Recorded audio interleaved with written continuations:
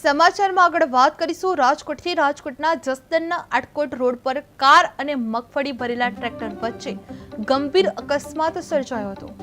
અકસ્માત દરમિયાન ટ્રેક્ટર સાથે અથડાતા સાધ્વી શ્રુતિ નિધિ નામની જૈન સાધ્વીનું ઘટના સ્થળે જ મોત નીપજ્યું હતું અને 4 લોકો ગંભીર રીતે ઘાયલ થયા હતા।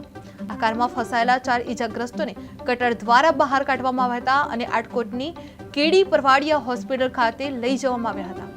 અકસ્માત બાદ મગફળી ભરેલું ટ્રેક્ટર પણ પલટી મારી ગયું હતું અને રાજકોટ એસપી અને ડીવાયએસપી સહિત પોલીસ કાફલો ઘટના સ્થળે પહોંચી આવ્યો હતો અને સ્થિતિની સ્થળ મુલાકાત લીધી હતી। રાજકોટના આટકોટ રોડ પર કાર અને ટ્રેક્ટર વચ્ચે ગમખ્વાર અકસ્માત સર્જાયો હતો, જે અકસ્માતમાં જૈન સાધ્વીનું ઘટના સ્થળે જ મોત નીપજ્યું હતું, જેમાં 4 લોકો ઘાયલ થયા હતા। તેમની કાર ફસાઈ ગઈ હતી, તેમને કટર વડે બહાર કાઢવામાં આવ્યા હતા અને હોસ્પિટલ ખાતે ખસેડવામાં આવ્યા હતા। વહેલી સવારે જૈન સંઘના સાધ્વીજી મહારાજ સાહેબો વિહાર માટે નીકળેલા હોય, જે વહેલી સવારે આટકોટ જસદણ રોડ ઉપર એક સેલ્ટોસ કાર કિયા ટ્રેક્ટરને ટક્કર મારેલ અને જે મગફળીની ગુણી છે એ સાધ્વીજી ઉપર પડતા તેઓનું કાળ ધર્મ થયેલ છે।